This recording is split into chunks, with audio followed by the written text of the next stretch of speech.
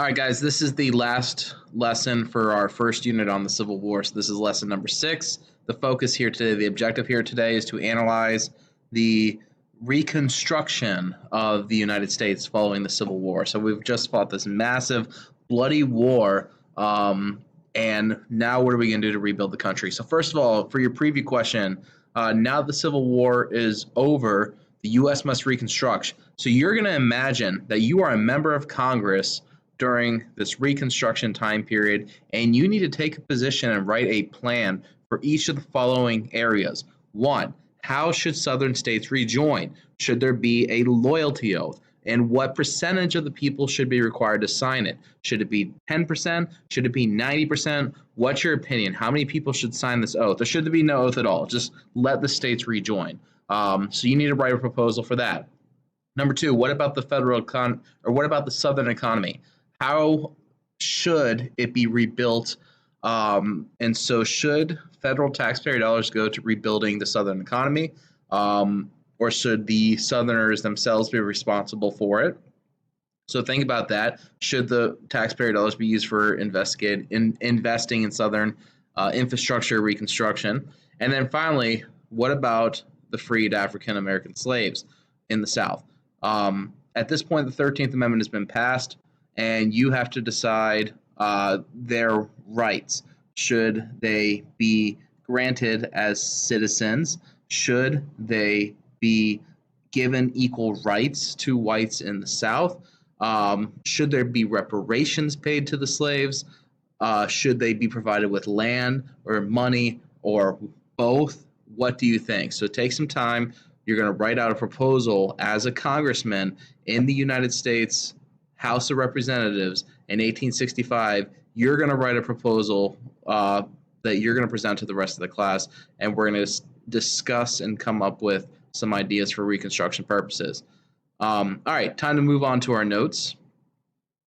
First of all, Reconstruction. Lincoln is assassinated by a man named John Wilkes Booth days after Robert E. Lee surrenders. So the war is technically over, but this guy, John Wilkes Booth, is going to assassinate Lincoln. And the thing about it is, people don't really grasp it today, but John Wilkes Booth was a famous actor. This would be like Brad Pitt assassinating Barack Obama. He was a pretty big deal. And so John Wilkes Booth will shoot Lincoln in the back of the head. He jumps off the stage.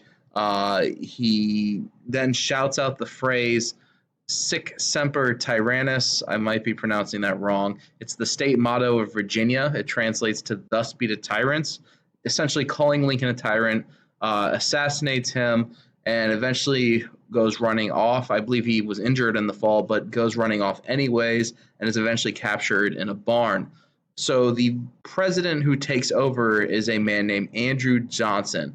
And relatively speaking, Johnson and Lincoln had very moderate plans for Reconstruction in the South. Where they would have disagreed the most would have been rights for Southern slaves. However, or freed Southern slaves, I should say. However, overall, Johnson favors a very moderate Reconstruction plan, just like Lincoln. And so they're going to favor a Reconstruction plan that involves a 10% loyalty oath. So we might have heard a lot of different responses in that preview when we talked about it as a class. Some of you guys might have said 90, some of you said 80, some of you said 50, some of you said 10.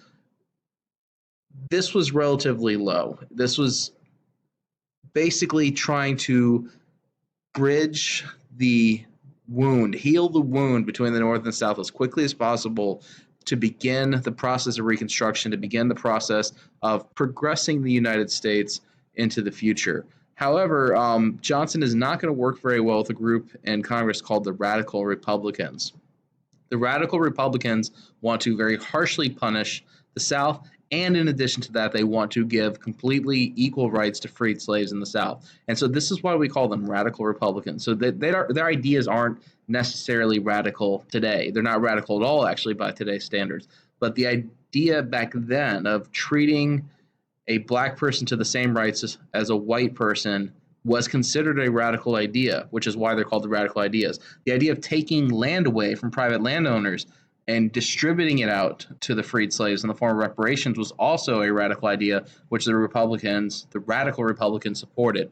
Um, so that's why we call them that. They really weren't that radical, but um, for that time period, they were. And they're not going to like Andrew Johnson very much because Johnson wants to readmit the southern states and kind of move along with business. Andrew Johnson, the vice president of Lincoln, was not a Republican like Lincoln.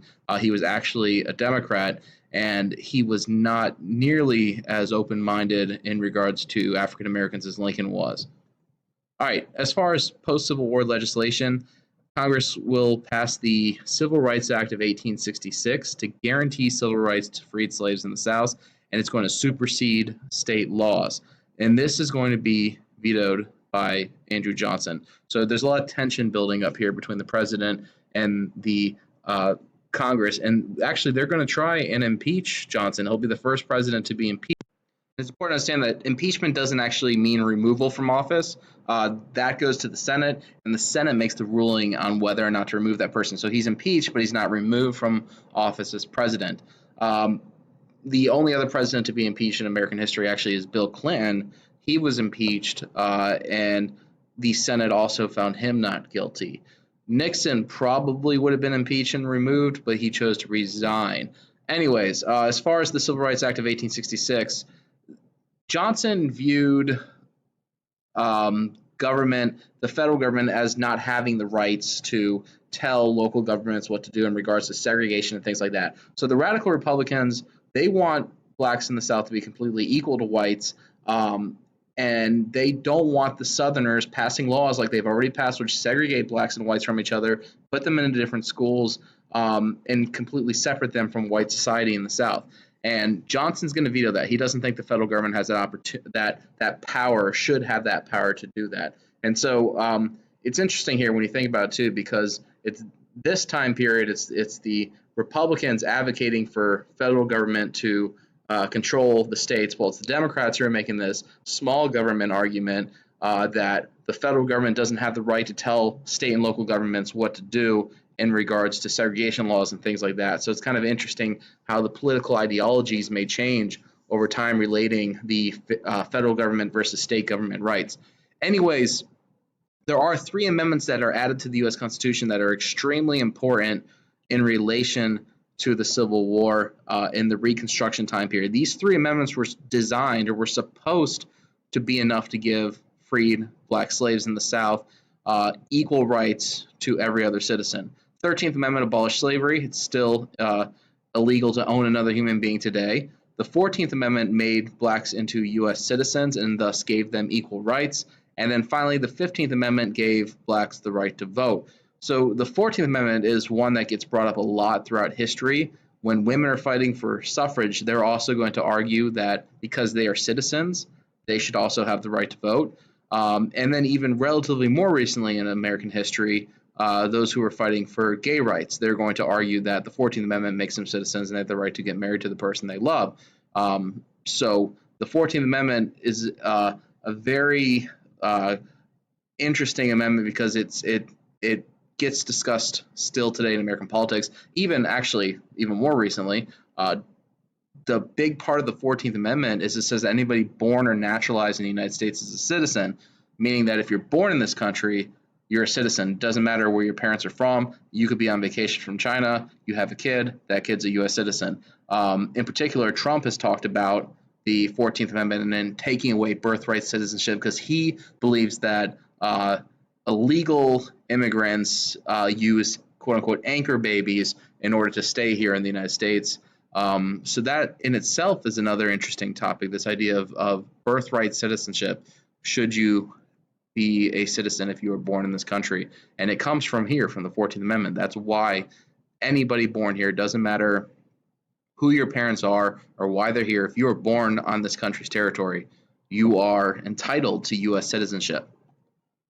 Moving on, in the South, they are going to pass laws designed to oppress and segregate African Americans for up to 100 years. And this is also an important thing to understand. A lot of people will be like, "Oh, slavery was so long ago, blah blah blah blah blah." It wasn't all puppies and rainbows as soon as slavery ended here in the United States.